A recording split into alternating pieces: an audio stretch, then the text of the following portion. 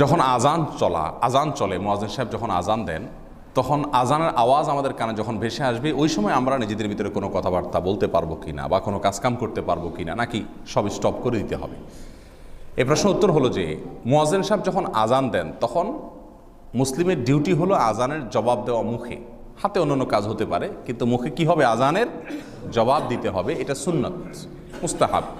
নবী সাল্লাল্লাহু আলাইহি ওয়াসাল্লাম বলেছেন, কুলু মিথলা মা ইয়াকুলুল মুয়াজ্জিন, সহিহ মুসলিমের হাদিস। মুয়াজ্জিন যা বলে তোমরা তা বলো।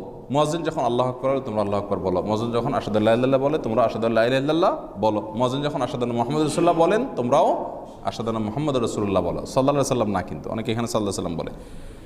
মুয়াজ্জিন যখন হাইয়া আলাস সালাহ হাইয়া আল ফালাহ বলে তখন শুধুমাত্র লা হাওলা ওয়ালা কুওয়াতা ইল্লা বিল্লাহ বলবে।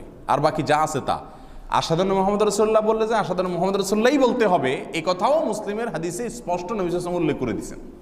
অতএব এখানে কেউ বেশি বুঝা সাল্লাল্লাহু আলাইহি ওয়াসাল্লাম বললে কিন্তু কি হবে? সেটা ভুল হবে। বেশিরভাগ মানুষ এই ভুলটা করেন। হ্যাঁ, সাল্লাল্লাহু আলাইহি ওয়াসাল্লাম পড়বেন আপনি, সেটা হলো আজানের পরে গিয়ে। আজানের পরে গিয়ে আজানের জবাব দোয়া যখন পড়বেন ওই সময় আপনি দুরুদ পাঠ করবেন, এক হাদিস দ্বারা সেটা প্রমাণ হয়। কিন্তু আজান চলাকালীন যা শুনবেন তা বলবেন। তাহলে আজান যখন চলবে একজন মানুষ মুয়াজ্জিনের আজানের জবাব দিবেন, এটা হলো সুন্নাত, মুস্তাহাব, ভালো। কিন্তু যদি কেউ কথাবার্তা বলেন তাহলে সেটা গুনাহ হবে না। সেটা কি হবে না? গুনাহ হবে না। আমরা অনেকে আজানের সময় কথা বললে এটাকে মহাপাপ মনে করি, অনেক বড় অন্যায় মনে করি। শরীয়ত যেটাকে যতটুকু গুরুত্ব দিছে ওইটাকে অতটুকু গুরুত্ব দিতে হবে। একটু বেশি গুরুত্ব দিয়ে দিলেন এটাও কিন্তু বাড়াবাড়ি হলো, সীমালঙ্ঘন হলো, এটাও কিন্তু মন গড়া হয়ে গেল। ইসলামের ভিতরে মন গড়া কোনো কিছু করা যাবে না। মুয়াজ্জিনের আজান শুনে জবাব দিলে তার ফজিলত অনেক বেশি।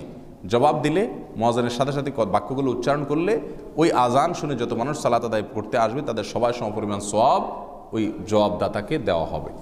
এটা বিশাল বড় ফজিলতের একটা আমল।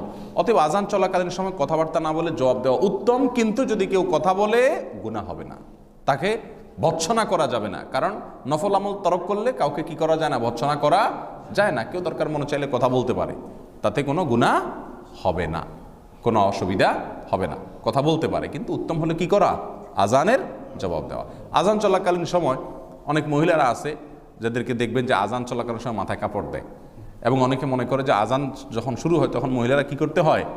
মাথায় কাপড় দিতে হয়।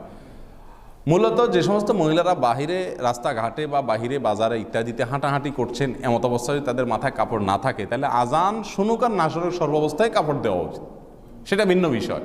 আর বাসা বাড়িতে যদি থাকেন তাহলে তাদের কাপড় দেওয়ার কোনো দরকার নাই। আজানের সাথে কাপড় দেওয়া দেওয়ার কোনো সম্পর্ক নাই।